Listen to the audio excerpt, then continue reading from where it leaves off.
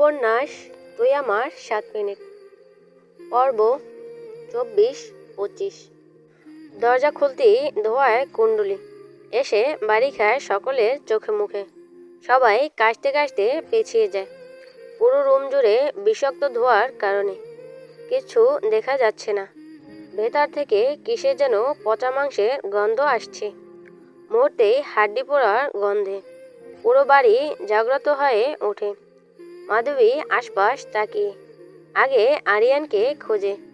আরিয়ানকে ভেতরে ঢুকতে দেখি একটানে পেছনে নিয়ে আসে। শক্ত করে তার হাত ধরে সবার উদ্দেশ্যে বলে, পিছিয়ে আসো সবাই, তাড়াতাড়ি। সবাই দরজার কাছ থেকে সরে আসে। মাধবী আরিয়ানের হাত ধরে বাড়ি থেকে বের হওয়া দরজার দিকে যেতে নিলে আরিয়ান বাধা দেয়। মাধবী তাড়াহুড়ো করে বলে, দয়া করে বেরিয়ে যান, আপনার জন্য এটা ভয়ঙ্কর। আরিয়ান খুব ভালো করে জানে এটা তার জন্য ক্ষতিকর, তবে সে কিছুতেই বিশ্বাস করতে পারছে না তার বাড়িতে এসব হচ্ছে, অথচ সেই জানে না। আর আশিও যে এসব বিষয় ধারণা রাখে তা তাদের দুজনের কল্পনার বাইরে। এখান থেকে তার বেরিয়ে যেতে হবে তাড়াতাড়ি। তবে মাধবীকে একা রেখে যেতেও মন সায় দিচ্ছে না। মাধবী আবারও তাড়া দেয় আরিয়ানকে বেরিয়ে যেতে। আরিয়ান বলে, তুই একা পারবি, আমি পারবো, আপনি এখন যান এখান থেকে। আরিয়ান বেরিয়ে যায়, তবে বাড়ির সামনে দাঁড়িয়ে থাকে। সে কিছুতেই মাধবীকে একা রেখে যাবে না। মাধবী সদর দরজা ভেতর থেকে লাগিয়ে দেয়। আশির মা নমিতা এসেন আশির রুমে ঢুকতে নিলে মাধবী ওনাকে ধাক্কা দিয়ে ভেতরে ঢুকে পড়ে। সকলে চিৎকার করে ওঠে। মাধবী কারো কথা না শুনে ভেতর থেকে দরজা লাগিয়ে দেয়। সকলে আতঙ্কিত হয়ে দরজা ধাক্কাতে থাকে। ভেতরে ঢুকে মাধবী মুখ ডেকে ফেলে। ধোয়ার জন্য তাকানো যাচ্ছে না। এসব উটকো গন্ধ তাকে ঘায়াল করতে পারে না, কারণ সে অভ্যস্ত। সে অনুমানে সামনে এগিয়ে যায়। একটু আগাতেই তার পায়ে ধাক্কা খেয়ে একটা মোমবাতি পড়ে যায়। মাধবী ঝুঁকে মোমবাতিটা হাতে নেয়। মোমের ঝাপসা আলোতে সামনে এগিয়ে যায় রুমের এক কোণার দিকে। চোখ যেতেই মাধবী অবাক হয়। সে ভেবেছিল আশি আরিয়ানকে পাওয়ার জন্য ছোটোখাটো কোনো আরাধনা করছে, কিন্তু সে এটা কল্পনাও করেনি যে আশিও কালো জাদু জানে। আর এসব তো একদিনের বিষয় না। এসব জানতে শিখতে বছরের পর বছর লাগার কথা। সবচেয়ে বেশি অবাক হয়েছে তার একই বাসায় থাকার সত্ত্বেও কিভাবে একটুও টের পেল না। মাধবী ধীরে পায়ে এগিয়ে যায় আশির নিথর দেহটার দিকে। আশপাশ সব এলোমেলো হয়ে আছে। মাধবী ঘরের জানালাগুলো খুলে দেয়। পাশের ছোট বারান্দার দরজাটা খুলে দেয়। আস্তে আস্তে ধোঁয়া কমতে থাকে আর সব কিছু স্পষ্ট হতে থাকে।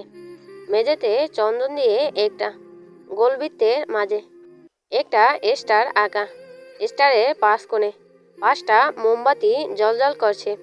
মাঝে একটা কঙ্কালে খুলি রাখা। খুলি দাঁতের সাথে কিছু একটা আটকে রাখা দেখে মাধবী এগিয়ে যায়। প্রথমে সবগুলো মোমবাতি নিভিয়ে দেয়, তারপর জায়গা থেকে সরিয়ে রাখে। মাথার খুলিটা সরিয়ে আগে চন্দন দিয়ে লেখা রেখাগুলো মুছে ফেলে। জাদুটা রহিত করার জন্য যা যা প্রয়োজন সব করা শেষে খুলিটা হাতে নেয়। দাঁতের ভিতর থেকে 2টো পুতুল বের করে, একটা ছেলে আর একটা মেয়ে। দুটোতেই অসংখ্য সুই গাঁথা। মাধবী প্রথমে 2টো সুই খুলে পুতুল দুটোর মাঝ বরাবর কেটে ফেলে। ভেতর থেকে বেরিয়ে আসে মাধবী আর আরিয়ানের ছবি, আর দুজনের 2টো চুল। চুলেও কতগুলো গিঁট দেয়া।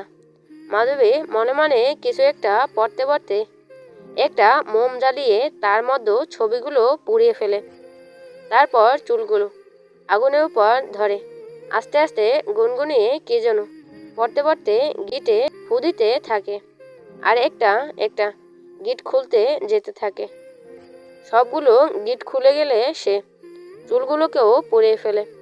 আশেপাশে পড়ে থাকা পোড়া হাড়গুলোকে তুলে তার মধ্যে অন্য হাড় দিয়ে কয়েকটা রেখা টানে। পুরো জাদু মন্ত্র তাকে রহিতকারে দিয়ে সরে আসে সেখান থেকে। আশি শুধু আরিয়ানের উপর না, মাধবীর উপরও কালো জাদু করছিল। তবে মাধবী সেটা বুঝছিল। আশি এখনো কাঁচা, তাই অর্ধেক কাজ হতেই। যখন আশেপাশে জিনের উপস্থিতি লক্ষ্য করে তখন ভয়ে জ্ঞান হারায়, নয়তো আরেকটু দেরি হলে এই জাদু রহিত করতে অনেক কাঠখড় পোহাতে হতো। মাধবী আশিকে পাঁচকোলা করে খাটের উপর শুয়ে দেয়। তার আশির উপর কোনো রাগ নেই, কারণটা ভালোবাসা। যদি আশি আরিয়ানের ক্ষতি করার উদ্দেশ্য এই কাজটা করত, তাহলে সে আশিকে খুন পর্যন্ত করতে পারত। কিন্তু আশি নিজের ভালোবাসা পাওয়ার জন্য এটা করেছে, তাই সে কিছু করেনি, তবে ছেড়েও দেবে না। সে আশির মাথা থেকে একটা চুল নেয়, তারপর একটা একটা গিট দেয় আর মন্ত্র পড়ে ফু দেয়। এরকম করে 14টা গিট দিয়ে চুলটা আশির বালিশের ভেতর ঢুকিয়ে রাখে। এটা শুধু একটু সাধারণ আরাধনার অংশবিশেষ। এতে আশির কোনো ক্ষতি হবে না, শুধু সে আস্তে আস্তে আজকের ঘটনা ও কালো জাদু ভুলে যাবে। কালো জাদু পুরোপুরি না ভুললেও মস্তিষ্কে কিছুটা আফসা লাগবে। সব কাজ শেষে মাধবী সব সরঞ্জামগুলো একটা ব্যাগে ঢুকিয়ে খাটের নিচে রেখে দেয়। বিছানার এক কোণে আগুন ধরিয়ে আবার তাতে পানি ঢেলে দেয়, যেন বাইরের সবাইকে বলতে পারে ভুলবশত আগুন লেগে গেছে। আর আশি ভয়ে জ্ঞান হারিয়েছে, কারণ এসব বিষয় সবাইকে জানানো যাবে না, কারণ এসব আত্মাধিক বিষয়। একটু ছয়নায় হলে জিনজাতি খেপে যাবে। সব গুছিয়ে এসে মাধবী আশির কাছে বসে, তার কানের কাছে মুখ নিয়ে ফিসফিস করে বলে, তুই কিন্তু আমার রক্তের কেউ না, আমার স্বামীর আপন বোনও না যে তোর উপর দয়া দেখাবো। তুই আমার স্বামীকে ভালোবাসিস, সেই হিসেবে এখন দরকার ছিল তোর ক্ষতি করার, কিন্তু করব না, কারণ ভালোবাসা এমন একটা অনুভূতি যা সবাইকে পাপের দিকে নিয়ে যায়। আমাকেও নিয়েছে এই পাপের দিকে, তবে ভালোবাসা না, প্রতিশোধের আগুন। আমার স্বামীকেও নিয়েছে, তবে কেন নিয়েছে তা আজও আমার অজানা। তবে যে কারণেই আমরা যাই এই পাপের পথে, আমরা কিন্তু দুজনেই সমানতালে পাপিষ্ঠ, কেউ কারো থেকে কোনো অংশে কম না।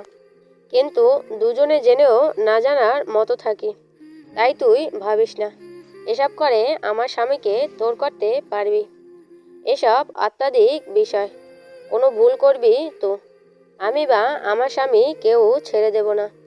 কথাগুলো বলে উঠে বসে, কিছু একটা ভেবে বাঁকা হাসে, তারপর উঠে গিয়ে দরজা খুলে দেয়।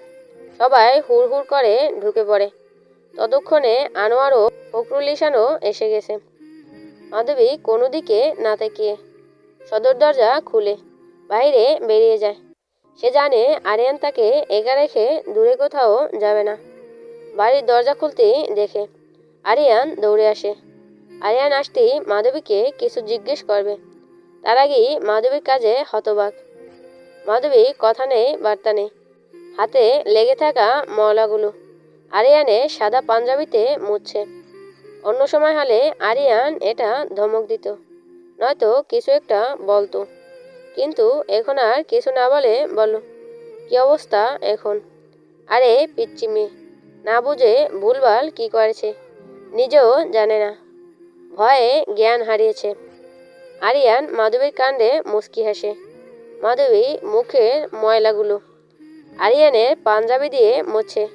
নিজের কাজ শেষে মাধবী বলে, আশিকে বিয়ে দেব। কার সাথে? আয়াজ ভাইয়ার সাথে। এই না। আরিয়ান কথা শেষ করার আগে মাধবী বলে, কেন, সমস্যা কি? এসব ভালো লাগে বুঝি? মাধবী অনুভূতি বুঝতে পেরে আরিয়ান ঠোঁট কামড়ে হেসে বলে, হিংসা হয়। মাধবীও হেসে বলে, আমার হিংসা, কিন্তু অন্য সব মেয়েদের মতো অসহায় না যে তাকিয়ে তাকিয়ে দেখব, মাঝে যে আসতে চাইবে সোজা সরিয়ে দেব। দয়ালু রানীমা নিজেই যদি মানুষ খুন করে। চুপ চুপ করুন, যেটা বলছি সেটাই শুনুন। ওদের বিয়ের ব্যবস্থা করুন। আরে আয়াজ অন্য কাউকে ভালোবাসে। কাকে? ইচ্ছেকে চিনিস? মাধবী মনে করে বলল, আয়াজ ইচ্ছেকে ভালোবাসে, আর ইচ্ছে আপনাকে। ঠিক বলেছি? আরিয়ান অবাক হয়ে তাকায়। তুই কি করে জানলি? সে কথা বাদ। ইচ্ছে আর আয়সি এই দুটোকে আজকের মধ্যেই বিয়ে দেওয়ার ব্যবস্থা করুন। এত সহজ নাকি? দুটো জামাই আমি কোত্থেকে আনবো? দরকার হলে আয়াজ ভাইয়ের সাথে দুটোকে বিয়ে দিন, তবুও আজকের মধ্যে দিন। পাগল হয়েছিস তুই? আয়াজ আর ইচ্ছেকে বিয়ে দেয়া যাবে, কিন্তু আয়সিকে কি করব? অশুভ ভাইয়ার সাথে দিয়ে দিন। কচু বিয়ে করবে অপূর্ব। বলেছি তো ও অন্য কাউকে ভালোবাসে। ধুরবাল। আচ্ছা তবে আয়াজ ভাইয়া আর ইচ্ছের বিয়ের ব্যবস্থা করুন, আজ আর এক্ষুনি।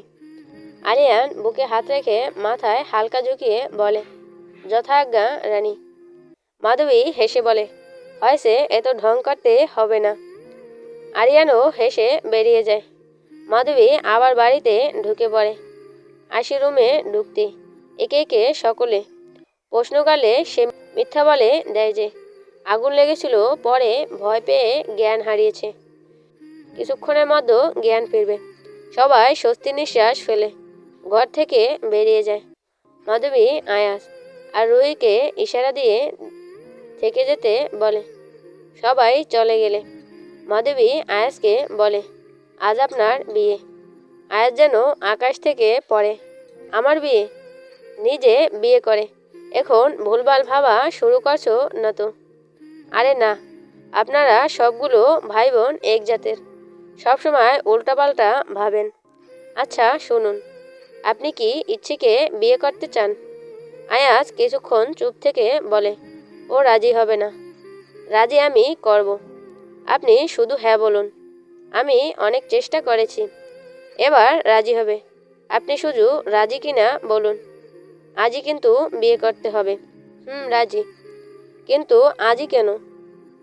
ভাবলাম আমি একা একা ছোট মানুষ, বিয়ে করে ফেললাম, কেমন দেখায় না, তাই আপনাদের বিয়ে দিয়ে দেব।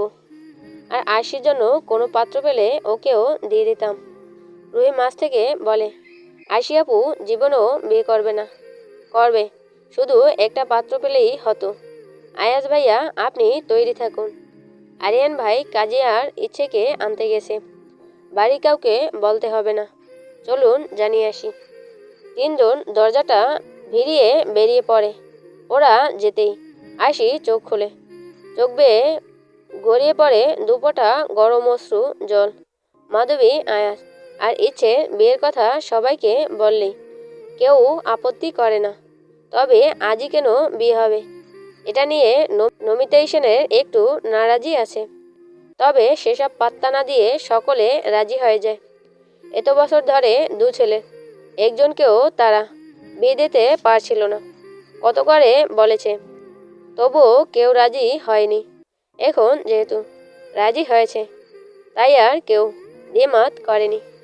কিছুক্ষণ পর আরিয়ান, কাজী আর ইচ্ছে সহ বাকিদেরও নিয়ে আসে।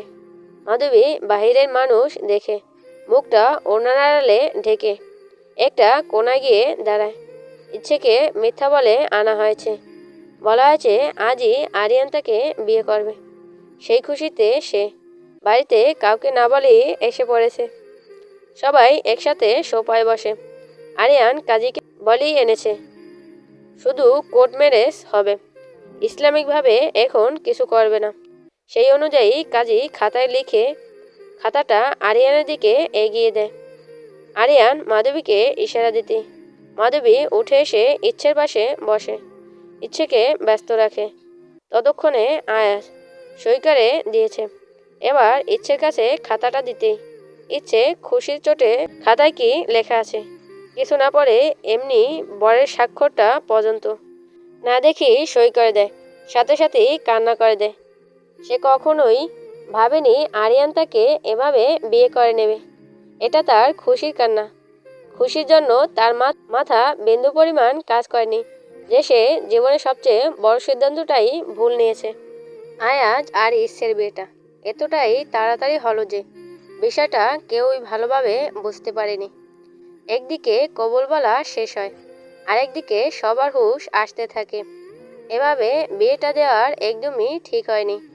যতই হোক বাড়ির বড় ছেলের বিয়ে, কিন্তু এখন আর তো বলেও লাভ হবে না। তাই কেউ আর কথা বাড়ায় না।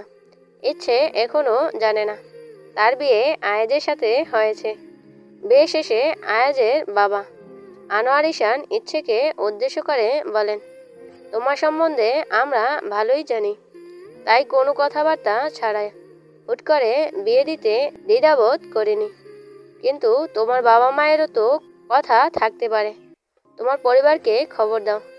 আরিয়ান বলে, খবর দেওয়া হয়ে গেছে, কিছুক্ষণের মধ্যেই তারা এসে পড়বে। আশির বাবা ফখরুল ঈশান বলে, এসেই যেহেতু পড়ছে তো ওরা আসলেই বিয়েটা দেয়া যেত। এটা তাড়াহুড়ার করা কি দরকার ছিল? যা হয়েছে তো হয়েছেই। আরিয়ানের বাপ চাচা 3 জন। আনোয়ার ঈশান সবার বড়, মেজো ছিলেন নেয়াজ ঈশান, আর ছোট ফখরুল ঈশান। আনোয়ার ঈশানের স্ত্রী রাশেদা ঈশান, বড় ছেলে আয়াস, ছোট মেয়ে রুহি। নেওয়াজ ঈশানের স্ত্রী মাহমুদা ঈশান, একমাত্র পুত্র আরিয়ান। আর ফখরুল ঈশানের স্ত্রী নমিতা ঈশান, একমাত্র মেয়ে আশি। এই কয়েকজন মিলে ছোট পরিবার। কিছুক্ষণের মাঝেই ইচ্ছের পরিবার আসে। তারাও আর দ্বিমত করেনি, কারণ তারাও জানে বিয়েটা আয়াজের সাথে হয়েছে। নিঃসন্দেহে আয়াজ ভালো ছেলে। তবে তারা জানায় বিয়েটা যেভাবেই হোক এখন অনুষ্ঠান করা হবে। তাদের প্রস্তাব শুনে মাহমুদ ঈশান বলে, বিয়ে কিন্তু শুধু 2 জনের হয়নি, 4 জনের হয়েছে। তাই 4 জনের একসাথে অনুষ্ঠান করা হোক। এখনো বাড়ির পুরুষদের জানানো হয়নি মাধবী আর আরিয়ানের বিয়ের কথা। আরিয়ানের বন্ধু বান্ধবরাও জানে না ব্যাপারটা। ইচ্ছের সাথে তখন অপূর্ব, অরেন্দ্র ওরাও এসেছে। ওরা এখন বড়দের সামনে চুপ করে বসে আছে। অপূর্ব একটু পর পর উকি দিয়ে মাধবীকে দেখার চেষ্টা করছে, আর অবির চোখ রুহির দিক থেকে সরছেই না। অরেন্দ্র চুপচাপ এদের তামাশা দেখছে। আজ বাড়ি থেকে অপূর্বকে একদম বুঝিয়ে নিয়ে এসেছে, যেন আজই আরিয়ানকে তার ভালোবাসার কথা জানায়। মাহমুদা ঈশানের কথায় সবাই জিজ্ঞাসু দৃষ্টিতে তাকায়। আনোয়ার ঈশান জিজ্ঞেস করে, 4 জন কোথায় দেখলেন? আমাদের মাধবী আর আরিয়ান তো গ্রাম থেকেই বিয়ে করে এসেছে। কথাটা সকলের দিকে সবাই যতটা সহজভাবে নিয়েছিল, এখন ঠিক ততটাই কঠিন মনে হলো। 1 সেকেন্ডের নীরবতা। ইচ্ছে উঠে দাঁড়িয়ে চেঁচিয়ে ওঠে, আরিয়ানের বিয়ে মাধবীর সাথে হলে তাহলে আমার বিয়ে কার সাথে হয়েছে? যার সাথে হওয়ার কথা ছিল তার সাথেই হয়েছে। আরিয়ান নির্বিকার কণ্ঠে উত্তর দিয়ে মাধবীর পাশে গিয়ে বসে। ইচ্ছে যেন বাঁকারা হয়ে যায়। অরেন্দ্র প্রথমে অপূর্বকে আগলে ধরে। অপূর্বরও একই অবস্থা। সে হতভম্বির চোখে তাকায় একসাথে বসে থাকা মাধবী আর আরিয়ানের দিকে। সে কিছুতেই বিশ্বাস করতে পারছে না। বলেছিলাম আগে জানিয়ে দেওয়ার জন্য। অরেন্দ্র কথায় কোনো উত্তর দিতে পারে না অপূর্ব। আগে বললেই আর কি বা হতো? আরিয়ান কখনোই তার মধুবতী ব্যতীত অন্য কাউকে বিয়ে করবে না। অপূর্বের কাছে এবার সবটা স্পষ্ট হয়ে যায়। আরিয়ানের সে মধুবতী এই মাধবী ছিল। এখানে তার কিছুই করার নেই। সে তার বন্ধুর ভালোবাসাকে ভালোবেসেছে। চাইলেও না কিছু বলতে পারবে, আর না কিছু করতে পারবে। অপূর্ব অনুভব করে তার গলায় যেন কাঁটা বিঁধে আছে। আরিয়ান যখন জানতে পারবে সে এতদিন অগ্নিপরী যাকে বলেছে সেই মাধবী, তাহলে কি অন্য সবার মতো মাধবীকে ভালোবাসার অপরাধে তাকে শাস্তি দেবে? তাকে কি আর বন্ধু ভাববে? বন্ধুটি ঠিক কতটা ফাটল ধরবে ভাবতেই অপূর্বর মাথায় চক্কর দিয়ে ওঠে। তার ভালোবাসার বয়স 2 বছর, তবে বন্ধুত্বের বয়স অনেক। সে কিছুতেই বন্ধুত্ব নষ্ট করতে চায় না। সে সবার অগোচরে শুধু অরিন্দ্রকে বলে, আল্লাহর রাস্তে তোরা কেউ আরিয়ানকে এসব কিছু বলবি না। বলেই সে বেরিয়ে যায় বাড়ি থেকে। তার কিছুদিন সময় দরকার সব কিছু মেনে নিতে। ইসের রিয়েকশনে রাশেদা ঈশান জিজ্ঞেস করে, কেন মেয়ে, তুমি জানো না তোমার বিয়ে আমার ছেলে আয়েজের সাথে হয়েছে? ইচ্ছে জবাব দিতে পারে না। তার এখন কি করা উচিত সেটাও ভেবে পায় না। সে অসহায় চোখে একবার আরিয়ান, আরেকবার তার হাসি খুশি মা বাবার দিকে তাকায়। সবার সামনে কিছু বলতেও পারছে না। হুট করেই তার চোখ যায় মাধবীর দিকে। তারপর রাশেদা ঈশানকে বলে, কিছু না আন্টি, এমনি মজা করছিলাম। আন্টি না, এখন থেকে আম্মা ডাকবে। তারপর সবার উদ্দেশ্যে বলে, যেহেতু বিয়ে দুই ছেলেরই হয়েছে তো অনুষ্ঠান দুজনেরই করা হোক। মাধবী বাধা দিয়ে বলে, আমাদের অনুষ্ঠান করতে হবে না, শুধু আয়াজ ভাইয়া আর ইচ্ছে আপুর অনুষ্ঠান করেন। মাহমুদ এহসান বলেন, কেন মাধবী, সমস্যা কি অনুষ্ঠান করলে? কোনো কথা হবে না, অনুষ্ঠান হবে মানে হবেই। মাধবীকে আর কিছু বলার সুযোগ না দিয়ে তারা তারিখ ঠিক করতে থাকে অনুষ্ঠানের। মাধবী আর যাই হোক, কাদের সামনে ভদ্র থাকতে হয়, কাদের সামনে বাড়াবাড়ি করতে হয় তা খুব ভালোভাবেই জানে। সে অন্য সবার সাথে ঠেস মেরে কথা বলতে পারলেও এদের সামনে বলে না। তাই এদের কিছু বলতে না পেরে আরিয়ানের দিকে তাকায়। আরিয়ান যেন দেখেও না দেখার মতো বসে আছে। মাধবী চিমটি দিয়ে বলে, কিছু বলছেন না কেন? তুই জানিস। মাধবী কপাল কুঁচকে তাকিয়ে বলে, কি জানবো? তুই জানিস তুই যে মিরমিরা মিসকি শয়তান। মাধবীও নির্বিকার জবাব দেয়, আমি জানি। এখন এদের আটকান। পারবো না। পারবেন না আপনি। কথাটা এতটাই জোরে বলেছে যে উপস্থিত সবার কানে পৌঁছে গেছে। সবাইকে নিজের দিকে তাকিয়ে থাকতে দেখে মাধবী সোজা হয়ে বসে বলে, কি হয়েছে? সবাই একসঙ্গে হেসে দেয়। কেন হাসলো তা মাধবী দেখার বিষয় না। সে এখন কোনোভাবেই অনুষ্ঠান করে সময় নষ্ট করতে চায় না। সে আবারও আরিয়ানকে খোঁচা দেয়, কিন্তু আরিয়ানের কোনো পাত্তা নেই। শেষে মাধবী বিরক্ত হয়ে বসে থাকে। সবাই কথা বলে সামনের শুক্রবার বিয়ে ঠিক করে। মাধবী কিছু একটা ভেবে মাঝ থেকে বলে, বিয়ের বয়সী তো আরও দুজন আছে। আচ্ছা, রুহি না হয় বাদ দেয়া গেল, কিন্তু আশিকেও একসাথে বিয়ে দিয়ে দিন। এইমাত্র আশি নিজের রুম থেকে এসে দরজায় দাঁড়িয়েছিল। তাই মাধবীর কথাটা শোনা মাত্রই উত্তর দেয়, আমি বিয়ে করব না। নমিতা ঈশান আশির কথায় নাকচ করে বলে, মাধবী তো ঠিকই বলেছে, বিয়ে যখন হয়েছে একসাথেই হয়ে যাক। তারপর ফখরুল ঈশানের উদ্দেশ্যে বলে, আপনি আশির জন্য শুক্রবারের আগে একটা ভালো পাত্র দেখেন। এবার সবার বিয়ে হয়ে যাক, পরে রুহির কথাটা ভেবে দেখব। কথা শুনে রুহি তড়াক করে অবির দিকে তাকায়। অবি আগে থেকেই তাকিয়ে আছে তার দিকে দেখে, আবার সাথে সাথে চোখ নামিয়ে ফেলে। আশি কাটকাট কণ্ঠে বলে, আমি বিয়ে করব না। নমিতা ঈশান সবার দিকে এক পলক তাকিয়ে মেয়েকে বলে, কেন করবি না? কি সমস্যা? কোনো সমস্যা নাই, আমি এখন বিয়ে করব না। ফখরুল ঈশান বলে, এখন করে ফেললেই তো ভালো। সবার বিয়েটা একসাথে হয়ে গেলে সবাই একসাথে নতুন জীবন শুরু করতে পারবি। আশি বলতে ইচ্ছে হলো, আমার তো নতুন জীবন শুরু করার আগেই শেষ হয়ে গেছে। আমি এখন কার সাথে শুরু করব? যাকে ঘিরে সমস্ত স্বপ্ন ছিল সেই তো স্বপ্নগুলো ভেঙে দিল, তবে মুখে কিছু বলল না। বাবার মুখে মুখে সে কথা বলতে পারে না, তাই চুপ করে গিয়ে মাধবী ডান পাশে বসে, আর বাঁ পাশে আরিয়ান বসা। ইচ্ছে থমেরে বসে আছে আয়েজের পাশে। তার শরীর কেমন করছে, সে এরকম ধোঁকা কল্পনাও করেনি কখনো। মাধবী আর আরিয়ানকে যেন একসাথে বিষের মতো মনে হচ্ছে। আশিকে তার পাশে বসতে দেখে মাধবী বলে, আশিকে না হয় অরিন্দ্র ভাইয়ার সাথে। কথা শেষ করার আগে অরেন্দ্র বলে ওঠে, এই না, আমি কোনো বিয়ে টিয়ে করব না। অপূর্ব এখনো বিয়ে হয়নি।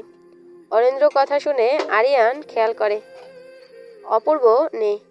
তৎক্ষণাৎ জিজ্ঞেস করে, কিরে, তোর বড়টা কই? অরেন্দ্র ভেবে বলে, ও শরীর খারাপ লাগছে, তাই চলে গেছে। অপূর্ব কথায় উঠতেই আয়াজ ইচ্ছের মনে পড়ে। অপূর্বও তো মাধবীকে ভালোবাসত। মনে হতেই সবার বুক চিরে দীর্ঘশ্বাস বেরিয়ে আসে। আরিয়ান বলে, ও শরীর খারাপ লাগছে, আর ও আমাকে না বলে চলে গেল। তোরা যেতে কেন দিলি? বলতে বলতে উঠে দাঁড়ায়। সাথে সাথে বাকি 3 বন্ধু উঠে দাঁড়ায়। তারা জানে অপূর্ব কেন চলে গেছে। অপূর্বর অবস্থাটা সবচেয়ে বেশি অনুভব করতে পারছে ইচ্ছে আর আশিও রুহির কাছ থেকে সেদিন শুনেছে অপূর্ব মাধবীকে ভালোবাসে। আরিয়ান ইচ্ছের বাড়ির লোকদের বলে, দুঃখিত, আপনাদের রেখেই যেতে হবে। আর ইচ্ছেও আমাদের সাথে যাবে। অপূর্ব ওরাও বন্ধু, আর আয়াজ তো আমাদের সাথেই যাচ্ছে। সবার সম্মতি নিয়ে 5 বন্ধু বেরিয়ে যায়। ওরা বেরিয়ে যেতেই ইচ্ছে বাড়ির লোকজনও চলে যায়। বাকিরাও যে যার কাজে চলে যায়। আশির বিয়ের ব্যাপারে আর কথা বলে না। বসার ঘরে বাকি থাকে শুধু মাধবী, ইচ্ছে আর রুহি। কিছুক্ষণ পিনপতন নীরবতার পরে আশি মাধবীকে বলে, ইচ্ছে আপুকেও শেষ করে দিলে। শেষ কোথায় করলাম? ভালো থাকার ব্যবস্থা করলাম শুধু। তুমি তো সব জানতে মাধবী আপু, তবুও কেন এমনটা করলে? মাধবী নরম হয়। আশি হাত দুটো ধরে চোখে চোখ রেখে বলে, আমি কি করব বল? তুই তো শুনলি সবটা। বিয়েটা অপ্রত্যাশিত হয়েছে। আমি নিজেও চাইনি এখনো বিয়েটা করতে। এখন হয়ে গেছে তো গেছেই, কিছু করার নেই। আর আরিয়ান ভাই আমাকে ভালোবাসে, তার চেয়েও বড় কথা আমি তাকে ভালোবাসি। 10 বছর পরে হলো বিয়েটা আমাদের হতো, কারণ ওনার বাপ আজরে হাট থেকে আমাকে সৃষ্টি করা হয়েছে। আমাদের হাতে কিছুই নেই। ওই বাপ আজরে হাটটা দ্বারা কি আমাকে বানানো গেল না? খুব বেশি কি ক্ষতি হতো যদি তোমার স্থানে আমি থাকতাম? পরক্ষণেই আবার বলে, ও ভুলেই গিয়েছিলাম, সৌন্দর্য যার, মহারাজা তার। তুমি তো অপরূপা। তোমার স্থানে নিজেকে আশা করা নেহাতি বোকামি। কথাটা ভুল বলিসনি, তবে মনে রাখিস, কাফনের কাপড়টা সাদা হলেও তার অবস্থান ক্ষণস্থায়ী। আর কাবা শরীফে গিলাফ কালো হলেও তার অবস্থান চিরস্থায়ী। হয়তো এখন অবাক হবে নিজে সৌন্দর্য হওয়ার পরেও কেন কথাটা এভাবে বললাম ভেবে। আসলে যেটা সত্যি সেটাই বলেছি। আশি এবং রুহি দুজনেই স্তব্ধ হয় শুনে মাধবীর কথাটা বলে মাধবী আর বসে না, উঠে নিজের ঘরে চলে যায়। রাত প্রায় 11টা বাজতে চলল। আয়াজ ইচ্ছেকে নিয়ে বিকেলের দিকে এসেছে। আরিয়ান এখনো আসেনি। সবাই যে যার রুমে গিয়ে ঘুমিয়ে গেছে। ইচ্ছে আয়াজের সাথে থাকবে না বলে তাকে আশি আর রুহির সাথে দেয়া হয়েছে। ইচ্ছে আশিকেও আর কারোর সাথে কোনো কথা বলেনি, এমনকি রাতে খাবারও খায়নি। আর বাকি সবার খাওয়া দাওয়া শেষে শুধু খাবার টেবিলে মাহমুদা ঈশান আর মাধবী বসে আছে আরিয়ানের অপেক্ষায়। দুজনে খাওয়া শেষে বসে গল্প করছে।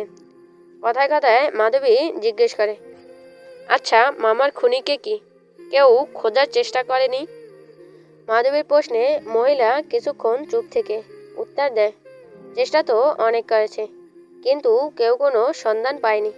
ও আচ্ছা, আমি চেষ্টা করি। নিজের পরিবারের খুনিদের তো এখনো বের করতে পারলি না। জানো মামি, কেন যেন আমার মনে হচ্ছে এই সমস্ত খুনের পেছনে একজনেরই হাত আছে। তুমি আমার কয়েকটা প্রশ্নের উত্তর দাও তো, তাহলেই সহজ হবে আরও। কি উত্তর দেব?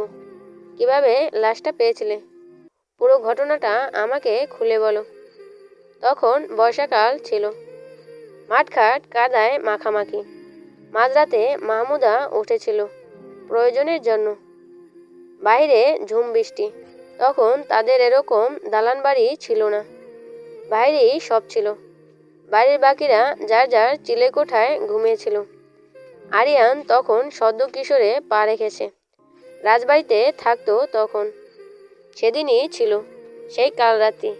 মাহমুদা ওনা গায়ে পেঁচিয়ে একটা হারিকেন হাতে বের হয় ঘর থেকে।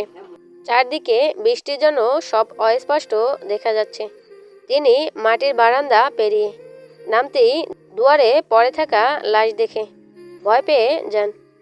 তিনি তখনও চিনতে পারেননি, তাই কাছে না গিয়ে সবাইকে ডাকে।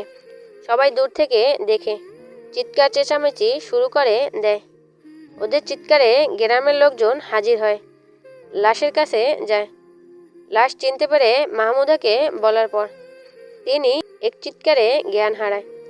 পরে ওনার যখন জ্ঞান ফিরে, তখন দেখে শুধু নেয়াজ ঈশান একা ছিল না, অপূর্বের বাবা আফজাল হায়দারও ছিল।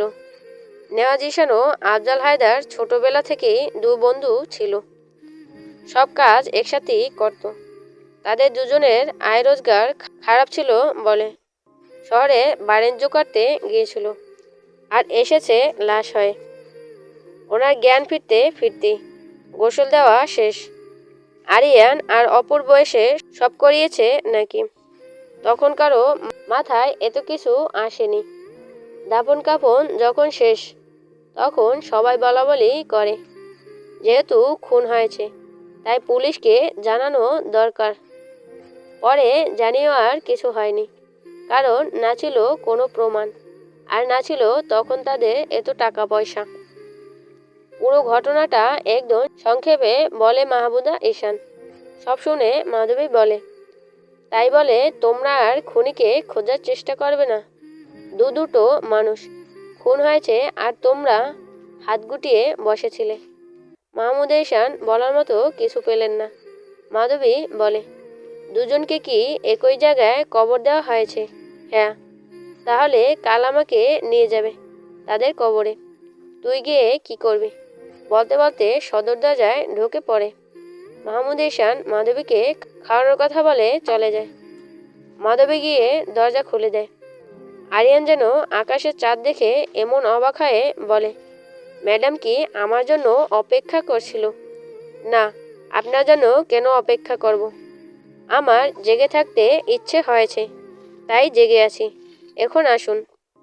আরিয়ান বেল্টের জুতো জোড়া খুলে ঘরে ঢুকে প্রথমেই কোনো কথা না বলে খেতে বসে পড়ে।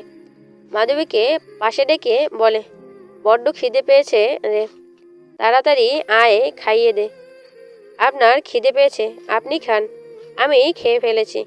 কি, তুই জানিস না বিয়ের পর স্বামীর সাথে বসে খেতে হয়?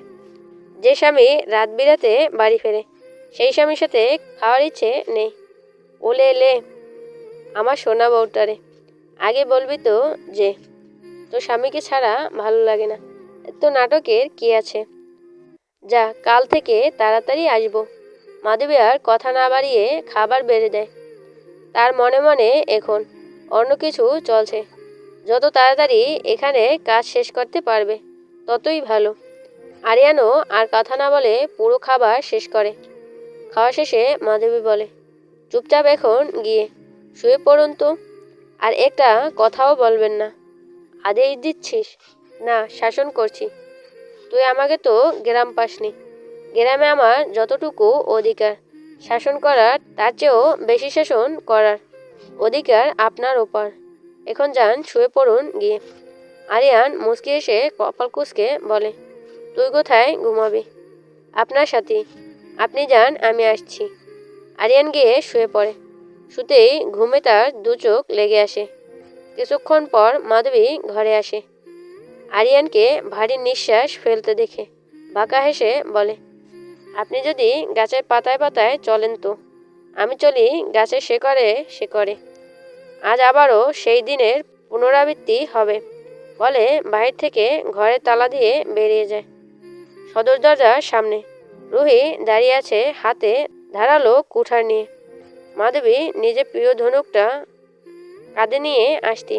রুহি কুঠারটাও তার হাতে দেয়। মাধবী কুঠারের ধারালো অংশটাতে একটা চুমু আঁকে। রুহি কিছুটা ইতস্ত করে বলে, যদি আরিয়ান ভাইয়া জেগে যায় পরে কি হবে? আরে জাগবে না, 6টা ঘুমের ওষুধ দিয়েছি। আমার কাজ শেষ হতে হতে হুঁশ আসার কোনো রাস্তা নেই। কিন্তু তুমি একা একা কিভাবে করবে? যদি ধরা পড়ে যাও তখন তো তোমাকে পুলিশে দিবে। আমাকে পুলিশের বাপও খুঁজে পাবে না। তুই শুধু বাড়ির দিকে খেয়াল রাখ, আমি আসছি। বলে আর মাধবী দাঁড়ায় না, গায়ে সাদা চাদরটা জড়িয়ে দরজা খুলে বেরিয়ে যায়। ধীরে ধীরে কুয়াশার সাথে যখন মাধবীর অবয়া মিশে যায় তখন রুহি দরজা বন্ধ করে দেয়। চ্যানেলটি সাবস্ক্রাইব করুন।